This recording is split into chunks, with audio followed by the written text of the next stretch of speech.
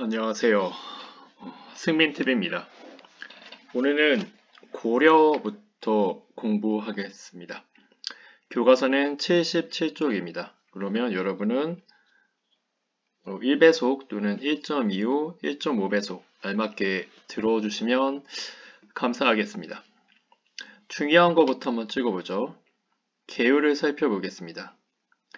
첫 번째는 이제 고려라는 나라가 그냥 나온 게 아니라 그 전에 이제 후삼국이 있었었죠. 후백제, 후고구려, 그리고 신라, 그렇죠?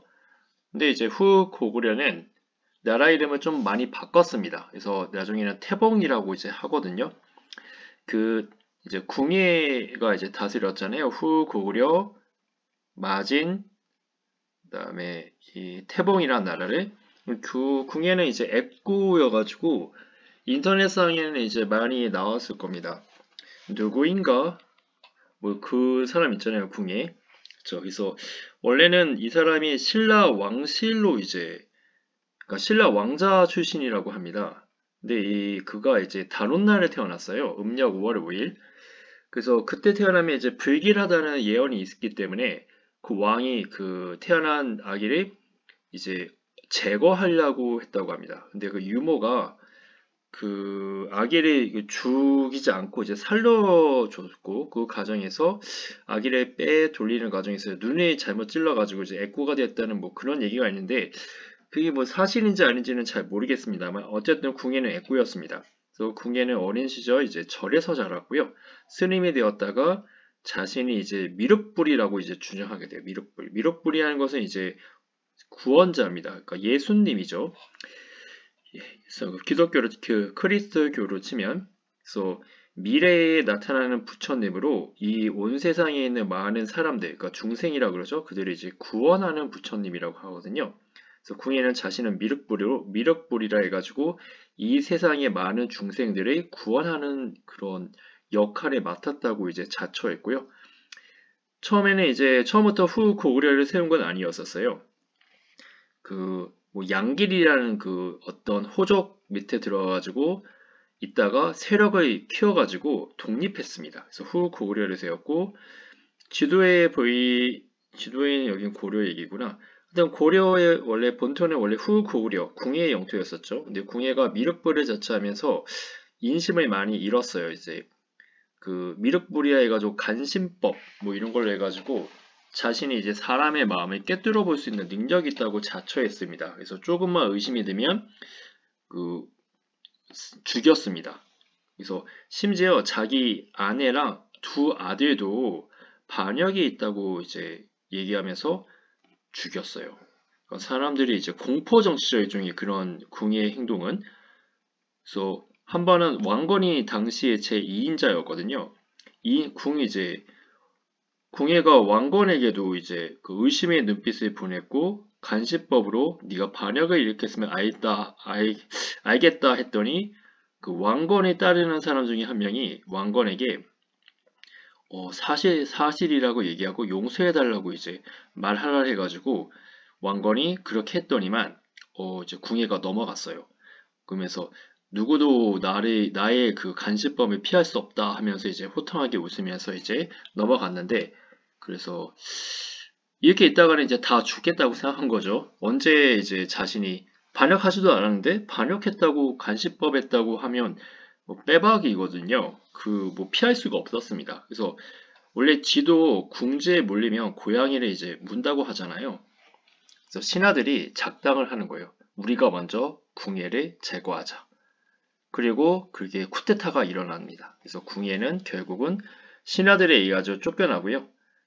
당시 2인자였던 왕건이 그 군주 자리를 주는 거죠. 그래서 그 왕건은 918년에 나라 이름이 고구려를 계승했다 해가지고 고려라고 이제 짓는 겁니다. 어쨌든 중요한 개념 먼저 살펴볼게요. 그래서 중요한 개념은 아무래도 고려가 건국한 거였겠죠. 고려 건국이랑 그다음에 나중에 그때 후백제도 있었겠죠. 신라도 있었고 이걸 통일합니다. 그래서 이걸 후삼국 통일이라고 하죠. 이때가 우리 시대로 치면 두 번째 통일이었죠. 첫 번째 통일은 신라가 이제 통일한 거고, 두 번째는 이제 고려가 통일한 거고, 세 번째는 아직 일어나진 않았지만 북한하고 남한하고 이제 통일하는 게 세 번째 통일이 되는데, 이 통일을 이룩한 지도자는 아무래도 조금 교과서에서 비중 있게 나오지 않을까, 뭐 그런 예상을 해봅니다. 그래서 여기에서는 이제 그 통일 스토리가 나왔고요. 그다음에 통일한 다음에 78쪽에 보면 이제 통일한 다음에 이제 이제 나라를 통치하는데 어떤 정책들이 나올 거 아닙니까? 그래서 그 얘기가 나왔어요. 그래서 그 얘기가 나왔고, 첫 번째는 이제 백성 안정. 아무래도 민심을 잃으면 나라가 유지되기 어렵잖아요. 역사적으로 보면 백성들의 삶을 좀 편안하게 해줘야 됩니다. 나라는 어쨌든 백성을 위해서 만든 거잖아요. 이 많은 사람들을 위해서. 그거를 망각하는 순간 뒤집어지죠. 그 나라는. 두 번째는 호족을 위해서 정책을 합니다. 왜냐하면 이 신라 말에는, 통일신라 말에는 호족들이 어쨌든 권력자였어요. 호족이라는 것은 지방에 있는 세력가들이잖아요. 심지어 왕건도 호족 출신입니다. 그래서 지금의 개성이죠. 개성에 있었던 호족 출신이었고, 그래서 그 포섭 정책을 펼쳤고, 또 하나는 뭐 당근을 줬으면, 그렇죠, 채찍도 있어야 되겠죠. 모든 것은 권리와 의무가 동시에 가는 거잖아요. 그래서 호족을 견제하는 정책도 펼쳤고요. 그리고 발해가 이때 망하거든요. 발해를 어떻게 발해 포용 이런 정책을 펼쳤고, 그다음에 고려 계승 정책이 있었었죠. 고려 계승 정책. 그리고 그다음에 뭐 그 밖에 정책들이 이게 딱 있습니다. 그래서 이제 나중에 살펴보겠습니다. 그 다음에는 이제 태조가 죽었어요. 태조가 죽은 얘기가 나오고, 그 다음에 그 해종하고 정종이 있는데, 이 태조가 그 왕비가 6명이고 부인이 23명인가? 그래서 결혼을 29번인가 28번 정도 합니다. 그래서 정식 부인이 28, 29명이에요. 그래서 하루에 한 명씩 같이 자도 거의 한 달이죠. 그쵸? 한 달 이제, 그런데 그래서 자식이 좀 많아요, 여러분. 그래서 왕자만 해도 20몇 명 되고 딸을 포함하지 않고요. 좀 많습니다. 더 많나? 아무튼 그래요, 네. 그렇고, 그러면 이제 누가 왕이 되어야 됩니까? 태조 왕건이 죽으면. 첫째 아들이 통상 되는데, 아무래도 부인이 많았다고 했잖아요. 그 부인 세력 중에서 어때요? 좀 외갓집이 더 잘나면 아무래도 자신의 그러니까 자기 자식을 더 왕으로 세우려고 하지 않았을까요? 그래서 아마 그런 궁궐 암투라 그러죠. 자기 자식 왕으로 세우려고. 어차피 자식은 많지만 아버지는 같지만 엄마가 다 다르잖아요. 그래서 해종이랑 정종 때는 해서 왕위가 불안했었고, 다음에 네 번째 황제인 광종, 이 빅강자인데 하는 정책을 보면 아마 미칠강이 강이 아닐까 이렇게 이제 얘기하는 사람도 있고요. 아무튼 요번이 이제 그 왕비 집안은 이제 호족 집안이잖아요. 왕건이 29명이나 호족 집안이랑 결혼했으니까, 그러다 보니까 이 호족 세력을 이제 많이 쉽게 얘기하면 거의 죽입니다. 어쨌든 그런 정책들을 펼쳤고요. 이 강종이. 그래서 강종도 50 몇 살에 죽어요. 서로 이렇게 신경을 너무 많이 썼는지. 그 다음이 여섯 번째가 성종인데, 우리 한국사에서 성자가 들어가면 되게 그 일을성자 해가지고 체제를 정비한다 이렇게 보시면 돼요. 그래서 조선도 성종이 있고 고려도 성종이 있거든요. 뭐 삼국시대 때는 성왕이었었죠.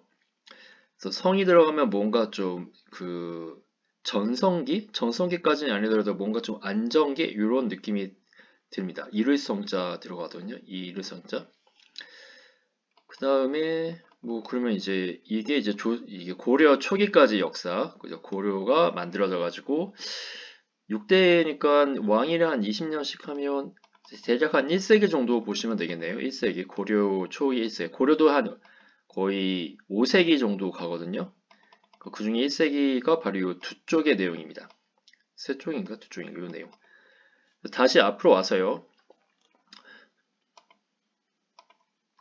77쪽에 보면 교과서를 보겠습니다. 송악의 호족인 왕건. 왕건은 호족 출신이라고 했었죠. 그래서 송악이 출신. 송악은 이제 그 소나무 송자입니다. 그래서 여기 소나무가 많은 곳이다 해서 송악인데 여기가 개성이에요. 개성. 개성은 그 개성단지 해가지고 서울에서 되게 가깝습니다. 서울하고 평양 사이에 있죠. 근데 굉장히 가까워요. 한 40km인가 50km인가? 그밖에 안 떨어졌어요. 원래 경기도 지역이거든요. 이 개성이. 근데 6.25 전쟁 끝나고 휴전선 그으면서 그쪽 지역이 북한 지역으로 돼버렸죠. 이제 호족 송악 지역의 왕건은 궁예의 세력이 커지자 그의 신하가 되었다. 그러니까 처음에는 궁예 밑에 있었고 이후 왕건은 후백제의 금성 나주를 점령했다. 그러면 여기 옆에 지도에 보시면 나주의 위치를 볼까요? 나주의 위치는 여기 전라남도 쪽에 있겠죠? 전라남도. 나주. 그러니까 전라도가 왜 전라도냐면 전주 플러스 나주에서 이름이 따왔어요. 그러니까 전라도에서 제일 큰 도시 두 개가 전주와 나주인데 나주는 나주배 이런 걸로 유명하거든요. 나주배. 나주 지금 뭐가 유명하지? 어쨌든 나주가 좀 큰 도시였습니다. 여기를 공격했다. 어떻게 공격했을까요? 지금 여기 지도에 보면 개성의 위치가 보이죠? 그쵸? 개성의 위치가 보면 지금 강화도 위에 있습니다. 그쵸? 지금 여기서 수군을 이끌고 공격했어요. 수군. 그러니까 여기 이 왕건 지방은요 해상 무역을 했던 지역이에요. 그래서 바닷길을 잘합니다. 그래서 이렇게 서해안을 통해서 이렇게 강으로 들어와가지고 나주를 이제 공격한 거죠. 즉 뒤통수를 때린 거죠. 후백제 그죠? 후방을 이제 공격한 거죠. 그래서 이 지역이 고려의 영향권 안으로 들어가면서 후백제는 지도에서 보다시피 지금 위쪽 지역 후백제 국경선 영인데 이 윗지역이랑 그다음에 아랫지역에 대해서 이렇게 분산되었고요. 그리고 나중에 신라가 고려랑 친해지거든요. 후백제는 어떻게 돼요? 다 막혀버렸죠. 그렇죠. 바다 외에는 이렇게 이제 약간 조금 불리한 지역으로 이제 바뀌었습니다. 요게 바로 왕건의 공이에요. 그래서 왕건이 교과서에 보면 금성을 점령하는 등 공을 세워 태봉, 나라 이름을 이제 태봉으로 바꿨잖아요. 궁예가. 이 태봉에서 가장 높은 사람이 돼요. 그래서 최고 간직인 시중 자리에 올랐다. 그러니까 2인자가 된 거예요. 궁예 다음으로. 한편 궁예가 왕권을 강화하기 위해서 호족을 탄압하자. 이제 간시법 얘기했었죠. 간시법. 이 호족 세력은 궁예를 내쫓고 왕건을 국왕으로 세웠다. 그래서 옛날 교과서에서는 궁예를 되게 약간 좀 굉장히 비판했습니다. 그렇잖아요. 여러분. 간시법 해가지고 사람의 마음을 깨뜨려 본다? 그럴 수 있으면 진짜 대단한 사람이죠. 그걸로 이제 죄가 없어도 죄를 줘가지고 상대를 이제 죽이는 거잖아요. 완전 악이죠. 그렇게 보면 악, 나쁜 거죠. 그래서 호족이 오히려 궁예를 내쫓았다. 왕건이 국왕으로 세웠다. 그래서 왕건은 나라 이름에 고려로 고쳤다. 그래서 이게 쿠데타죠. 어떻게 보면. 그래서 쿠데타로 고려로 나라 이름에 고려로 고치고 수도를 천원이거든요. 원래 천원. 여기 보면 지도에 보면 천원의 위치가 나타났죠. 이렇게. 그래서 여러분 남학생장 같은 경우에 군대 가면 전방이라고 그러잖아요. 북한하고 이제 앞에 있는 곳. 그렇죠? 천원에 군부대가 많아요. 거의 산골입니다. 근데 여기서 지금 개성, 자기의 원래 고향이 송악이잖아요. 송악을 도읍을 옮겼다. 그래서 송악이 이제 개성이 되는 겁니다. 그리고 고려는 신라와 우호적으로 지냈고 후백제와 대립했다. 그러니까 왕건, 궁예랑 반대죠. 궁예는 원래 신라 왕자라고 앞서 좀 얘기 드렸잖아요. 왕자의 가능성이 있다고. 그래서 신라에 대해서요 굉장히 분노했어요. 이 궁예가. 그래서 멸망시키겠다고. 멸도 뭐 이런 얘기를 했습니다. 멸망시켜야 되는 곳으로 이제 보는 반면에 이 왕건은 반대로 이제 신라와 친하게 지냈고 후백제와 대립했다.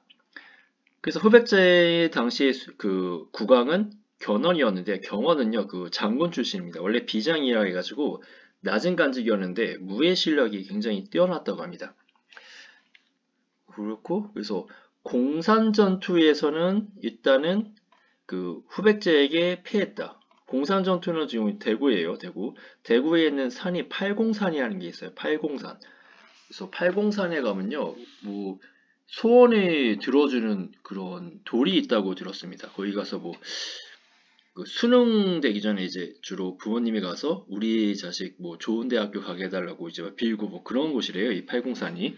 어쨌든 그래서 여기는 팔은 없고 이제 공산이죠. 이 공산 전투에서 후백제에겐 졌는데 고창 전투에서 승리합니다. 고창은 안동이에요. 그래서 안동에서 승리하면서 주도권을 잡았다. 여기서 승리하면서 이제 다른 호족들이 다 고려를 이제 붙어버려요. 그러니까 약간 중도 세력이 있었을 거 아니에요. 고려랑 후백제에서 이제 서로 간을 보는 세력이 있었단 말이에요. 중도 세력이. 근데 이 전투에서 이제 고려가 승리하면서 이제 바꿔버렸죠. 그리고 왕건은 또 신라 왕실을 보호해주는 정책을 펼쳤단 말입니다. 그래서 약간 충성심이 있다고도 봤고, 왜냐면 다 원래 신라 사람들이잖아요. 거의 다 원래 다 신라 사람들이잖아요.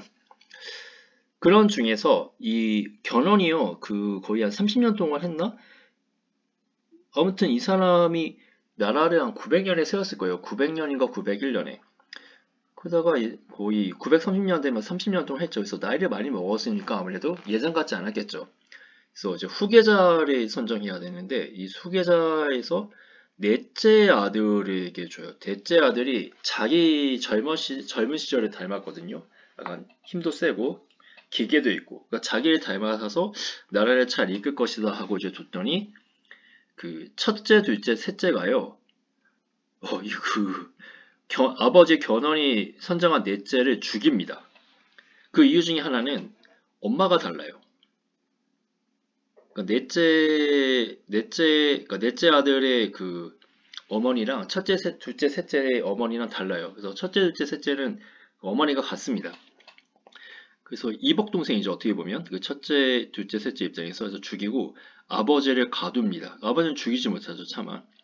그리고 이제 첫째 아들인 신검이 이제 후백제 새로운 이제 국왕이 돼요. 그러니까 네 분이죠. 결국 쿠데타를 일으켜서 네 분을 일으켰더니 견훤의 옛 부하들이 신검을 배신합니다. 그 견훤조차도요, 왕건에게 투항해요. 그러면 어떻게 되겠어요? 나라가 이제 제대로 될 리가 없죠. 단결해야 되는데 서로 분열되어 버렸잖아요. 이렇게 됐습니다. 이런 상황에서 이제 즉 후백제도 그러니까 거의 반은 50%는 고려에게 투항한 거잖아요. 이러자 신라의 경순왕도 고려가 이제 앞으로 이제 이 지역을 통일할 거라고 예감했는지 고려의 나라를 넘겨주었어요. 그래서 그 이 신라 왕을요 경순왕이라고 지었습니다. 이제 사후에 경순왕. 굉장히 뭐 순박하다? 뭐 그런 의미인 것 같아요. 나라를 바쳤으니까. 그래서 경순왕의 딸하고도 결혼해요. 그리고 그 왕건도 이제 나이가 먹었으니까 자식들이 있을 거 아니에요. 그래서 왕건의 딸도 경순하고 결혼합니다. 나이 차이가 얼마야 그러면? 그러니까 서로 쌍사동을 맺은 거죠. 그렇죠? 그래서 나라를 남겨줘요. 그리고 이 신검만 이제 왕건에게 항복을 안 했잖아요. 그래서 신검하고 이제 마지막 전투를 하게 됩니다. 여기서 이제 그 후백제 군사들이요 앞에 나와 있는 견훤 있잖아요. 견훤이 이거 투항했잖아요. 왕건에. 그러니까 견훤이 보더니 다 항복해요. 신검 어떻게 돼요? 항복해야죠. 자기를 따르는 부하가 없잖아요. 그래서 후백자 망합니다. 근데 그 견훤이 신검을 죽여달라고 그랬어요. 그 왕건에게. 왜냐하면 자기가 사랑한 넷째 아들을 죽였잖아요. 신검이. 그래서 좀 비정하죠, 정치가. 형제도 죽이고 자기 자식도 죽이려고 했고. 근데 이제 이 왕건이 한 사람은 되게 착한 사람이에요. 심성이. 그리고 굉장히 똑똑한 사람이고 이렇게 함부로 막 죽이거나 그런 거 잘 안 했습니다. 그래서 견훤을 살려줘요. 이거 신검을 살려줍니다. 그랬더니 그 모습을 보고 견훤이요 열받아서 자기가 그냥 죽습니다. 그래 이 스토리가 좀 그런가? 아무튼 그래서 이 왕건은 어떻게 보면 덕이 되게 많은 사람이라고 이제 평가받고 있거든요. 그래서 이제 이게 싱겁게 통일했어요. 그러니까 꼭 싸움 그 전쟁을 통해서 통일한다? 그런 건 이제 뭐 필요할 때는 하겠죠. 근데 왕건은 최소한 그런 인명 피해 같은 걸 줄이려고 노력했었고 덕으로서 이제 많이 왜냐면 그 사람 자체도 그 궁예에 내쫓는 것도 반대했었거든요. 원래 이 사람은 자신의 군주인데 어떻게 내쫓냐 신하가. 근데 그 밑에 있는 뭐 신숙겸이라든지 여러 사람들이 그 궁예를 내쫓고 왕건 당신이 나라에 있지 않으면 이 나라가 이제 무너질 것이다 막 이렇게 뭐 거의 얘기하면서 어쩔 수 없이 이제 왕건이 왕 된 거예요. 그러니까 정말 성이 왕이잖아요, 또 왕. 어쨌든 그렇습니다. 왕건이 이제 후삼국 통일해서 그게 936년. 그런데 이제 발해 유민은 언제 망했냐? 발해는 이제 918년에 이제 918년? 그때 이제 망해요. 918년이면 언제야? 918년이다. 926년.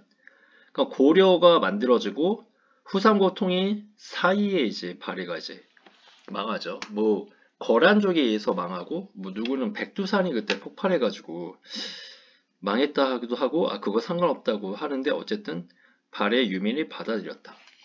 근데 당시 당나라 이제 건안이 이제 멸망시켰죠. 건안. 그래서 고려는 이 새로운 민족 문화를 발전시킨 토대를 마련했다. 새로운 민족 문화를 발전시킨 토대를 마련했다. 또한 그 고려의 건국과 후삼국 통일 과정에서 지방 세력이 정치에 참여하게 되면서 신라에 비해 정치 참여 세력폭이 넓어졌다. 이렇게 됩니다. 그러니까 신라는 주로 정치를 누가 했어요? 진골이 했었죠. 진골. 골품제에 의해서. 또는 육두품인데 육두품도 차별을 받았거든요.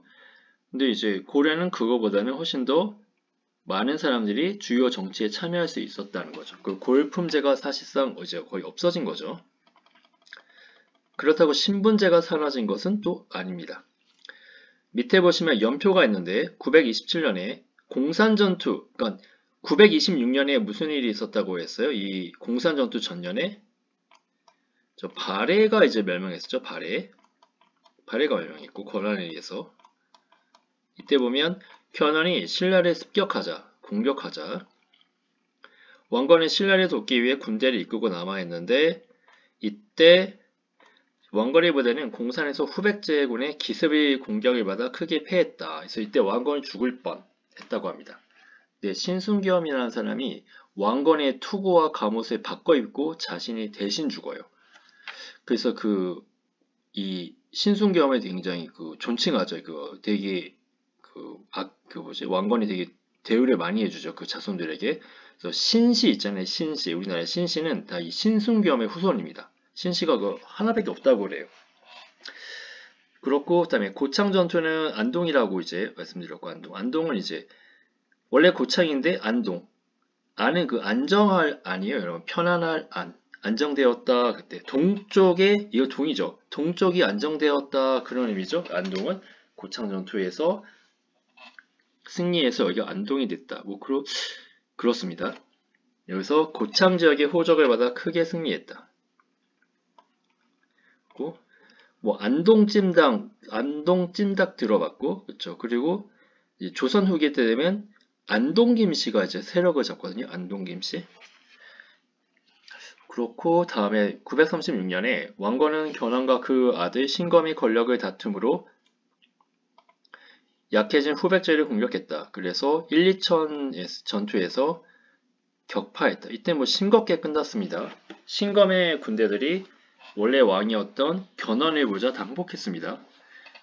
신검은 그냥 이제 뭐 잡힌 거죠. 여기가 1, 2천이다.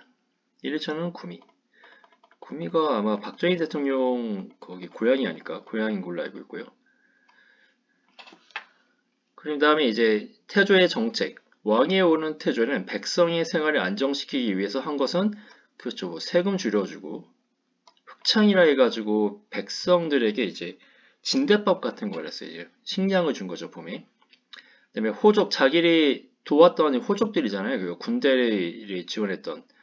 그러니까 왕건의 부대가 직속 부대가 다 많지가 않고요. 호족들이 이게 자신의 군대 사병을 이제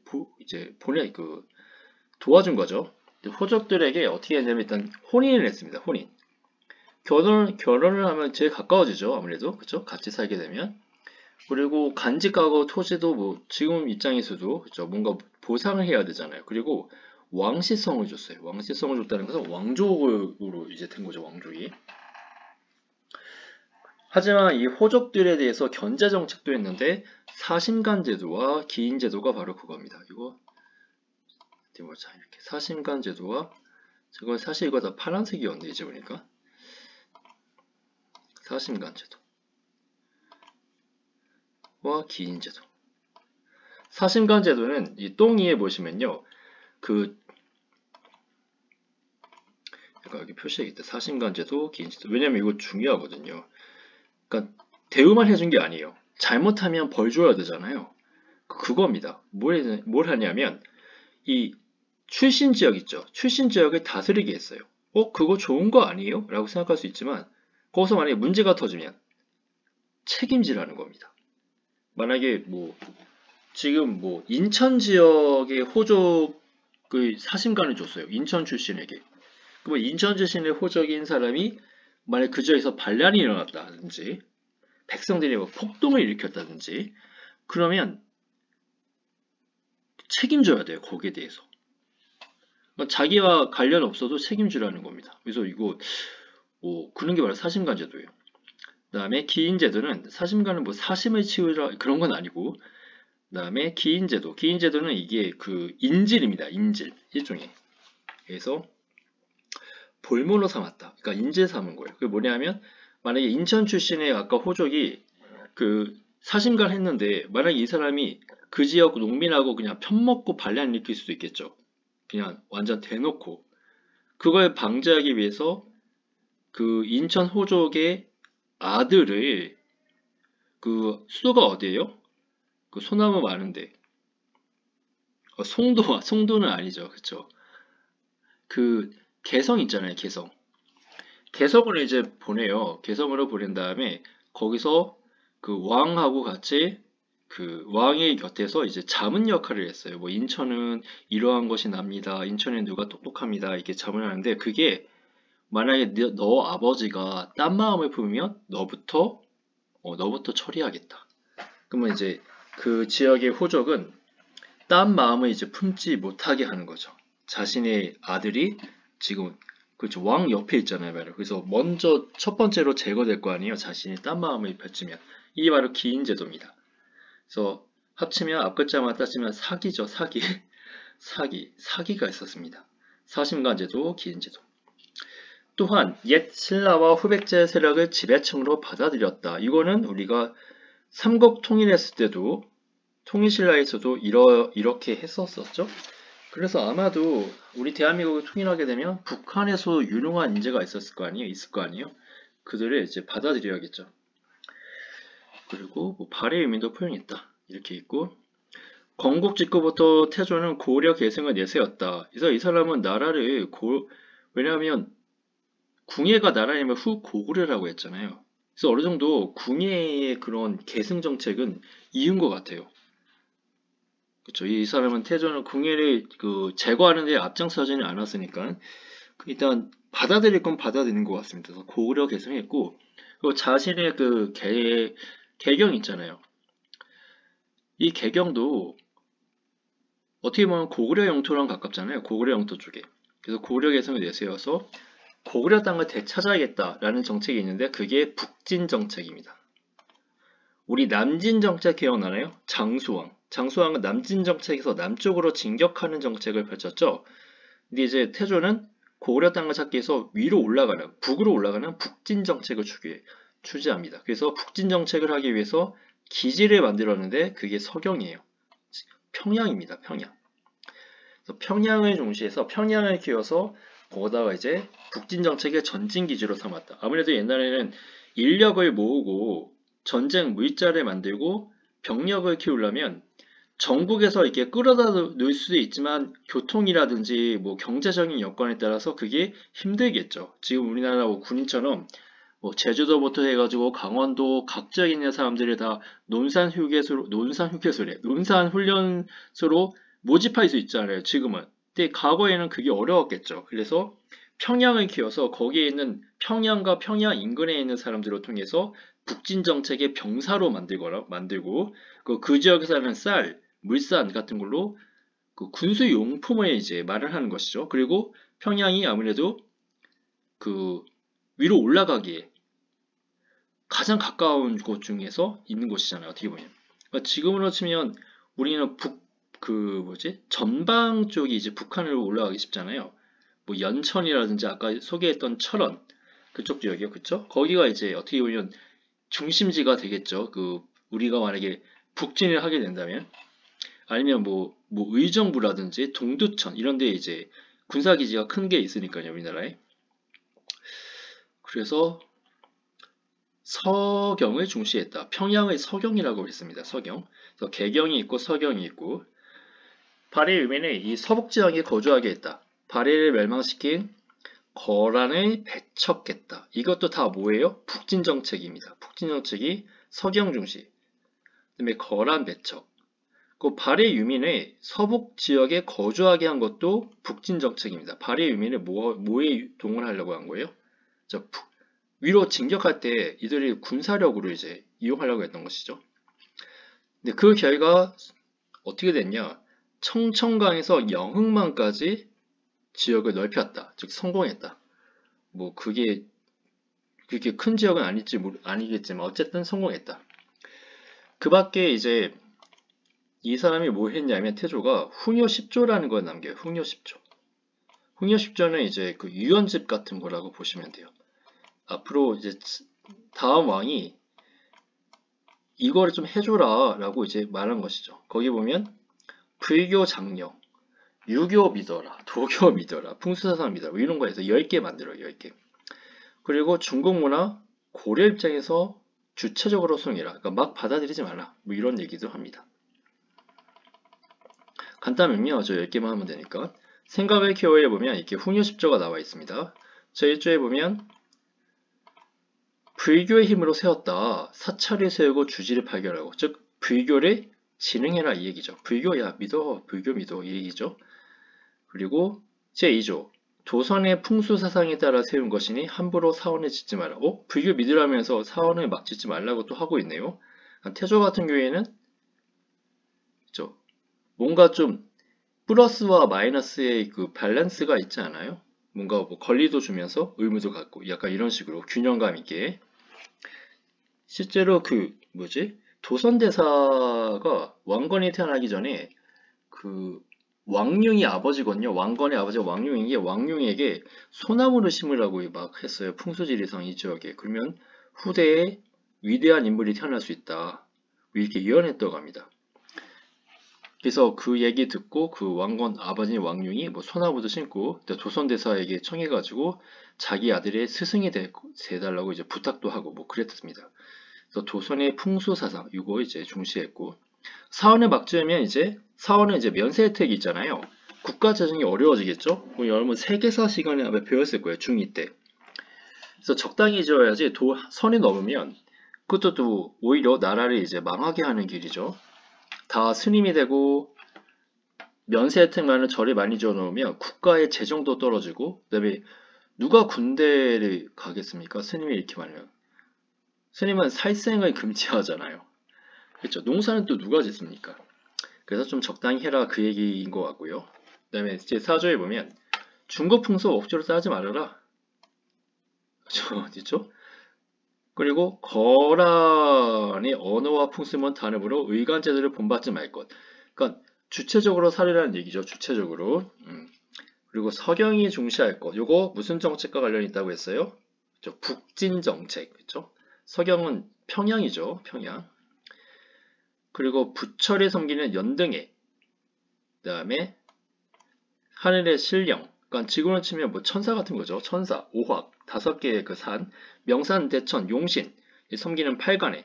그러니까 팔관에는 뭐 부처님 외에도 여러 신하고 그다음에 뭐 토테니즘 그 용 그리고 애니미즘, 자연의 어떤 그런 자연 현상, 자연에 대한 영혼 이런 것에 섬기는 그 축제입니다. 8관의 때. 그러니까 그런 거에 성실히 열어라. 그래서 백성들의 마음에 사로잡으려 한 거죠. 축제를 여는 거니까. 그다음에 관리들의 녹봉을 함부로 가감하지 말라. 가감. 깎지 말라. 감수하지 말라. 이 얘기입니다. 그리고 농민들의 부담에 가볍게 할 것. 세금 막 걷지 마. 이건 당연한 소리죠. 근데 그 당연한 거 안 합니다. 나중에 지배자들은 어떻게 하면 더 쥐어 짤까? 그런 걸 많이 이제 고민하고 그래요. 그래서 그러면 이제 나라가 이제 망하겠죠? 이게 10가지 훈요 10조입니다. 그러니까 유연집이죠. 그 다음에 자료 2번. 광종의 노비안거법. 이건 다음 페이지에 나오는 것 같은데. 광종. 일단 볼게요. 광종은 약간 뭐 빗강자인데 미친 강자처럼 느낀다고 했었죠. 노비안거법은 노비와 관련된 건데요. 노비를 풀어주는 정책입니다. 그래서 본래 노비가 아니었는데 노비가 잔대를 조사하여 양인으로 돌아가게 해라. 양인은 그 노비 아닌 사람이 양인이에요. 그러니까 일반 백성이라고 생각하시면 됩니다. 왜 했냐? 삼국 간의 전쟁 과정에서 삼국 간의 전쟁 과정은 거의 통일이 936년이고요. 그 다음에 후백제 후고려가요. 900년, 901년에 만들어졌어요. 그러니까 30년 넘게 전쟁한 거죠. 여러분 30년 넘게 전쟁하면 어떻게 될까요? 경제고 뭐고 그쵸? 많이 힘들어졌겠죠? 그 과정에서 뭐 포로로 전쟁에 참가했다가 포로가 된 사람은 노비가 됐을 거고 그래서 그런 것들을 이제 해방식 그런 것에 좀 불합리하다 지금에서는 그래서 그거를 강제로 노비로 삼았다 그걸 이제 조사해서 이들을 다시 풀어줘라 이렇게 한 겁니다. 그러면 누가 제일 싫어해요? 노비를 가지고 있는 호족들이 제일 싫어하는 거죠. 그죠? 이걸 한 이유는 호족들의 힘을 빼기 위해서 한 겁니다. 왜냐하면 호족들이 노비를 많이 가지게 되면 경제력이 좋아지죠. 그리고 이들이 유사시에 사병으로 만들 수 있잖아요. 그럼 왕권에 대해서 반역을 도모할 수 있습니다. 그러니까 그 시를 이제 줄이는데 이 광종은 나중에 그 4만 공신을요 거의 제거합니다. 그래서 몇십 년밖에 안 나고 다 죽였어요. 4만 공신에 책봉된 자가 한 2,000명 정도 되거든요. 근데 2,000명만 죽인 게 아니라 그 가족까지 다 죽였을 거 아니에요, 여러분. 그래서 미친 광이 아니냐 이렇게 막 하는 겁니다. 뭐 자기 자식도 죽이나? 아무튼 자기 자식이 미치나 뭐 그래요 아무튼 그렇고 다음 페이지 태조가 죽은 뒤 호족 출신 외척들 사이에서 왕위 계승을 둘러싸고 다툼이 벌어졌다. 왜냐하면 태조가 결혼을 많이 했잖아요. 그래서 엄마가 달라요. 그러니까 부인이 서로 다르잖아요. 그래서 자기의 자식을 왕으로 세우려고 이제 모의한 거죠. 태종은 첫째 아들이지만 엄마가 그 집안이 변반치 않습니다. 그 나주 지역 아까 나주를 정복했잖아요. 태조가 그 후고구려 때 나주 정복했을 때가 굉장히 젊었을 때겠죠. 그 젊었을 때 그 지역에 있는 아름다운 여자랑 이제 그 잠자리를 했는데 거기서 낳은 자식이 해종이에요. 그래서 그 이 물이 그러니까 뭐 스토리는 뭐 이러지 뭐 목이 마르다고 물 좀 달라 그랬어요. 그 처녀한테. 그래서 처녀가 이제 당시에 뭐 물컵 없었잖아요. 그래서 바구니 그 뭐지 약간 그 아무튼 통 같은 데다가 이제 물 떠주는데 거기다가 이제 나뭇잎을 살짝 띄운 거예요. 그래서 이거 마시고 나서 이거 왜 띄웠냐 했더니 이거 허겁지겁 마시면 체한다. 그래서 이제 그래서 이건 뭐지? 약간 이렇게 된 거죠. 그래서 이제 더 웃긴 건 그날 밤 같이 잤다는 겁니다. 이건 더 웃기죠. 근데 이 고려상과 고려사 절여가 이제 고려사 내용이 그 가장 핵심인 내용인데요. 둘 다 어떤 조선시대 때 쓰여졌는데 여기서 해종의 탄생에 대해서 이상하게 썼어요. 왜냐하면 이 태조가 잠자리를 가졌잖아요. 이제 그 해종 어머니랑. 근데 이제 그 임신을 하기 싫었는데 이제 이 해종 어머니가 안간힘을 써가지고 이제 그 뭐지 태조로부터 이제 임신을 만들게 했대요. 그래서 그러면서 이제 약간 디스한 거죠. 해종 어머니. 없는 집안인데 막 애쓴다 막 이런 식으로. 그래서 해종은 사실 태조처럼 똑똑하고요. 굉장히 무예도 뛰어나고 유능한 사람입니다. 하지만 그 세력이 너무 없었어요.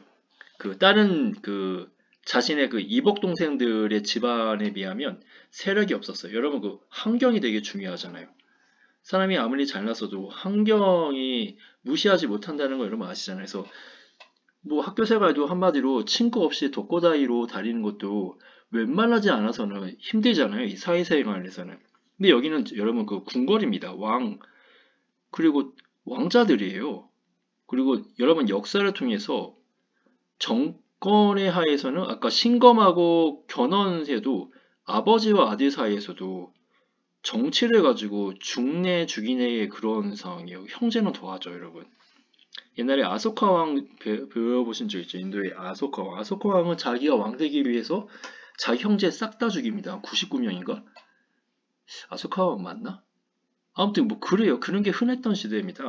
근데 우리나라는 다른 세계보다는 그나마 좀 덜 죽이는 거죠. 이 나라에서는. 덜 잔인한 거예요. 어떻게 보면. 그런데도 이제 해종을 해서 정신병인가 해가지고 한 2년 만에 죽어요. 왕이 된 다음에. 아들이 없었어요. 그리고. 그러니까 그 다음에 또 이복 동생들끼리 또 이제 왕이 차지하기 위해서 뭐 상대방을 죽이고 뭐 이런 게 굉장히 많았어요. 그래서 이 교과서에서는 딱 한 줄로 지금 나와 있죠. 그 결과 해종과 정종 때는 왕권이 매우 불안전했다. 근데 스토리는 여러분 진짜 정신병 안 걸리면 다행입니다. 그 시대에 태어나서 여러분이 만약에 태조의 왕자였다면. 그 다음에 네 번째 이제 광종은 이런 상황에서 즉위한 강종은 호족 세력을 견제하고 이 모든 거의 원인은 아버지가 결혼을 너무 많이 해서 이렇게 된 거잖아요. 그러니까 처음에는 그런 의도가 있었던 거 아니죠. 그냥 다 친해지기 위해서 한 거였는데 태조가 죽은 다음에 문제가 발생한 거예요. 그 좋은 점이 악으로 변해버렸습니다. 그래서 그걸 이제 제거해야 되겠잖아요. 강종 입장에서는. 그래서 그 외척 세력, 외척은 호족이니까 이 호족 세력을 없애기 위해서, 그래야 왕권이 강하니까 첫 번째로 한 게 노비안건법입니다. 노비안건법은 아까 얘기 드렸죠. 노비를 그렇죠. 검사해가지고 검사해서 양인으로 만드는 거죠. 그 다음에 과거제를 실시했다. 호족들은 주로 전쟁을 통해서 공을 세웠습니다. 여러분 그 후삼국 시대 때 30년 이상 전쟁을 했잖아요. 그러니까 주로 무장들이 많았어요.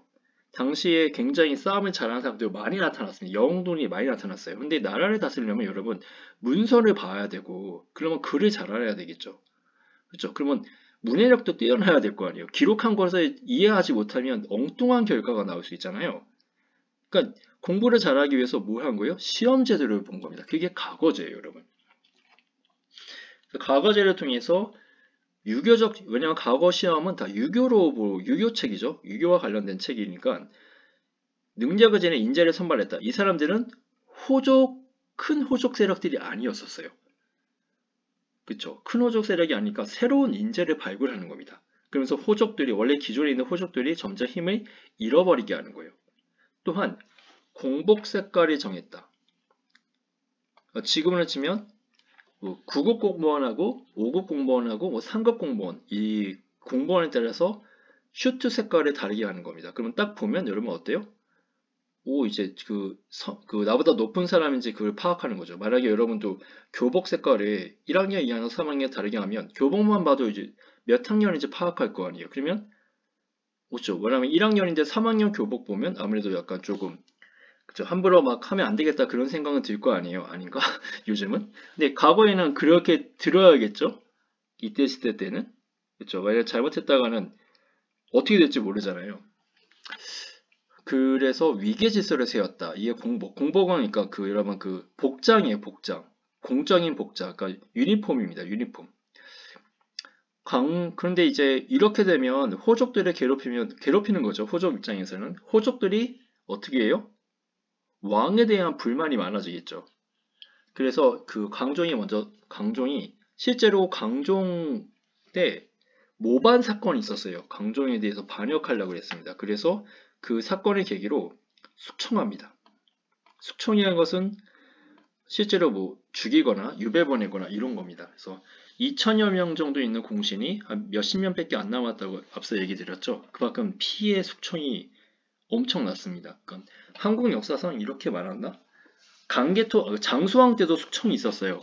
장수왕 때는 평양청도를 반대하는 사람들이 이제 많이 죽였어요. 그 장수왕이.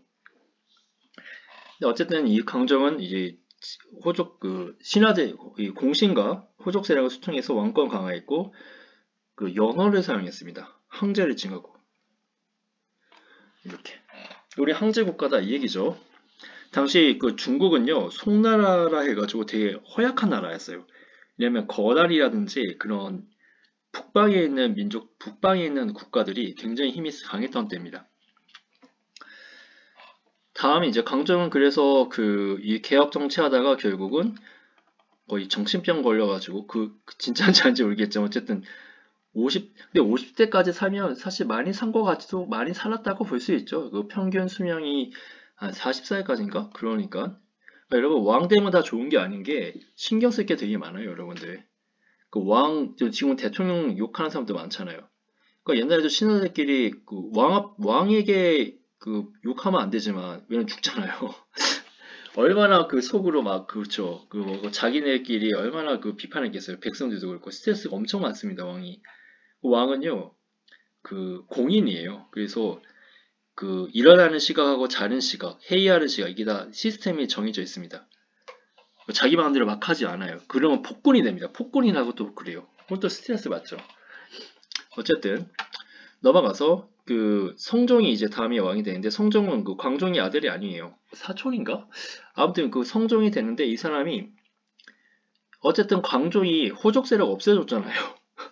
그쵸? 그 앞에 있는 사람이 그 약간 불안 요소 같은 거 다 제거해 준 거예요. 자기가 욕 다 먹고. 그러니까 성종은 그러니까 배경이 되게 좋았던 거죠. 상황이 되게 좀 좋았던 거죠. 이런 상황에서 호족도 없어지고 그리고 과거제를 했었잖아요. 광종이. 그래서 똑똑한 인재들이 들어왔죠.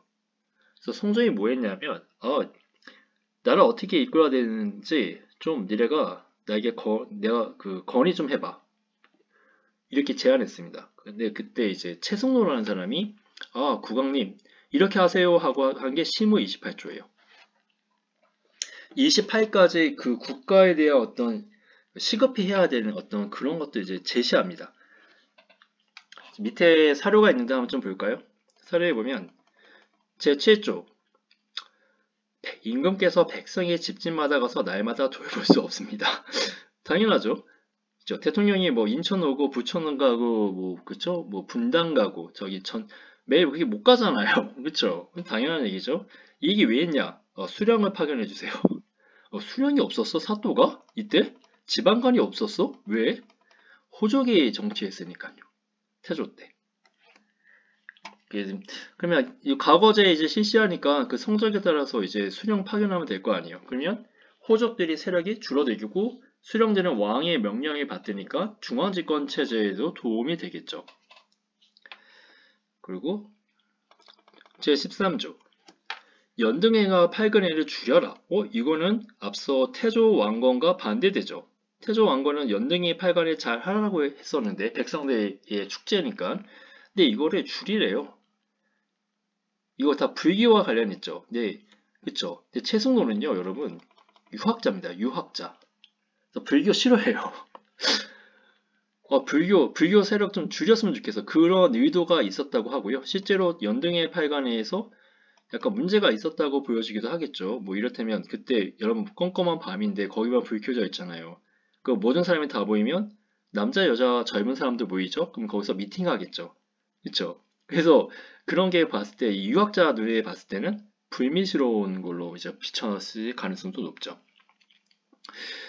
그리고 제20조 또 불교 얘기가 나오네요. 불교는 자신을 수양하는 것이 근본이다.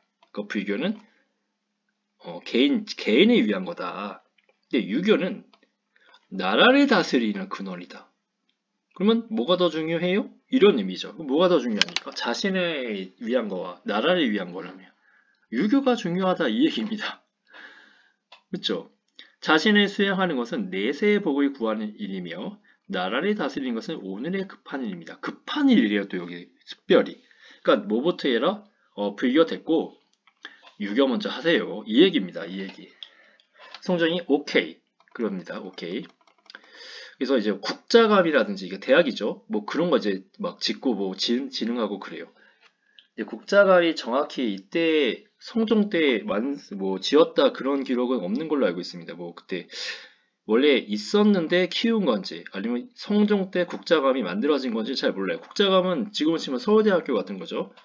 그래서 통일신라 시대 때는 그런 게 국학이었잖아요. 국학. 그리고 고구려에서는 태학이었었죠. 태학. 그리고 조선시대 때는 성균관이었고, 그죠?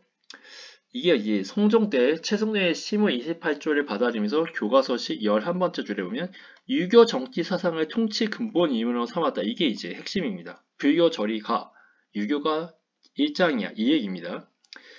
또한 당송 제도를 참고해요. 중앙간제를 정비했다. 그래서 이룰성자예요, 여러분. 체제 정비를 했기 때문에. 또 불교와 토착, 이거 노란색으로 할 거랬네. 불교와 토착 신앙을 억제해서 재정 낭비 줄이는 데도 힘썼다. 자, 이렇게 돼 있고, 여기 똥사에서는 용두사지 철당간 해가지고, 여기 용두사지라는 것은, 용두사라는 절 이름이에요. 용두사, 뭐 불국사 이런 것처럼. 근데 지자가 붙으면 그 절이 지금 없는 겁니다. 그러니까 터만 있는 거에 지가 붙어요. 만약에 불국사가 다 타버리고 그 절의 모습이 없고 땅만 있다 그러면 불국사지가 되겠죠. 그쵸? 불국사지 이상한데 아무튼 용두사라는 절이 타가지고 그 땅만 있다 용두사지입니다. 그 다음에 철당간은 요 높이 솟은 요거 있죠. 요거 기둥 요걸 당간이라고 그래요. 당간. 근데 철로 만들었으니까 철당간이죠. 그리고 여기다가 이제 깃발 같은 거 이제 날렸을 거예요. 그래서 여기가 절이다라는 것을 멀리서도 파악할 수 있도록 이제 한 겁니다. 근데 여기 철당간에 글자가 써져 있는데 무슨 글자가 써져 있냐면 준풍이라는 게 써져 있다는 거예요. 준풍. 이 준풍이 뭐냐면 광종이 연어를 사용했잖아요. 강개토대왕이 우리나라 최초의 연어를 사용했죠. 뭔지 기억나세요? 영원히 즐겁다는 뜻인 영락. 그쵸? 하지만 강개토대왕은 39살인가 그때 죽었어요. 아이러니하게. 어쨌든 준풍이라는 연어를 사용했다. 그래서 주체적이다. 중국과 우리는 거의 그쵸. 뭐 서로 독립된 국가다 이렇게 보는 거죠. 중국은 중국이고 우리나라는 우리나라고. 뭐 지금 당연한 얘기인데 그게 있다. 어떤 이게 증거라고 이제 증거죠. 그럼 여기까지인가? 여기까지네. 자, 오늘 뭐 배웠는지 기억나세요? 처음에는 후삼국 통일에 대해서 얘기했었죠. 후삼국 통일. 그렇죠? 그래서 그 궁예를 몰아내고 나라 이름의 고려. 그게 918년. 그리고 송악이네요. 송악. 그쵸? 소나무가 많은 곳 송악. 그리고 그 신라랑 친해졌고 그래서 신라를 지키기 위해서 공산전투와 고창전투에서 전쟁을 했고 후백제는 내분이 일어났고 신라는 나라를 바쳤고 왕건에게 그래서 통일했고 그 사이에 발해가 멸망하면서 발해의 의미를 표현했다. 그리고 정책으로는 이제 백성을 위한 정책을 했었죠. 그리고 호적 포섭하기 위해서 결혼했었고 왕시성 줬고 관직과 토지 줬고 하지만 이들이 혹시 반란을 일으킬지 모르니까 사신간제도와 기인제도를 실시했고 통일신라처럼 옛신라와 후백제의 세력을 지배층으로 받아들였다. 그렇죠? 고려 개성 정책에는 북진 정책이 있는데 어디를 중시했어요? 서경, 즉 평양을 중시했고 발해 유민도 서북 지역에 거주하게 했고요. 그리고 어른 나라를 배척해요. 발해를 멸망시킨 거란에 배척했다. 그래서 실제로 영토가 청천강까지 올라갑니다. 원래 대동강이었잖아요. 통일신라 영토가. 청천강이 바로 살수입니다. 여러분. 살수 대첩했을 때 살수. 그래서 청천강에서 영흥망, 동해는 영흥망, 이게 원산이거든요. 여기까지 올라갔다. 훈여 10조 남겼다. 그리고 그 다음에 광종 때 호적을 이제 많이 제거하잖아요. 그래서 노비안건법, 가거제, 공복색깔, 그리고 호적 공신 숙청, 그리고 황제칭하고 연호를 사용했다. 이거 되게 중요합니다. 강종 정책이요. 그리고 성정은 이게 강정이 이제 다 깔아놨어요. 이제 약간 불편한 세력들 다 없애버려가지고 그 성정은 유교 정치 사상을 통치 근본 이념으로 삼았고요. 그 최승로의 시무 28조에 따라서 그리고 중앙 관제를 정비했다. 부의교는 약간 좀 유교보다 아래로 낮췄다. 이런 것들이 이제 중요한 내용입니다. 수고했습니다.